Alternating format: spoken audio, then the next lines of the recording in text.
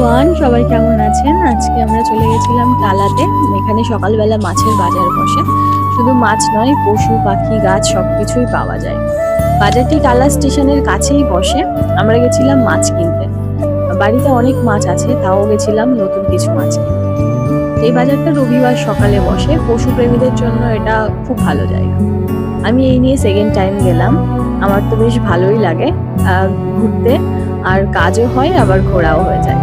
তো সময় পেলে বা প্রয়োজন হলেও একবার ঘুরে আসবেন, আশা করছি ভালোই লাগবে। এখান থেকে আমি কিছু পর্তুলিকা গাছ কিনেছি। এই গাছগুলো আমার এই গাছের ফুলগুলো আমার ভীষণ প্রিয়। আমি বহুবার বহু রকমের পর্তুলিকা গাছ কিনেছি। আমাদের যেহেতু অক্সিজেন মেশিনটা খারাপ হয়ে গেছে মাছের, তো তার জন্যই মেনলি আসা হয়েছিল। তো এখান থেকে কিছু মাছ কেনা হলো আর অক্সিজেন মেশিনটাও নিয়েছি।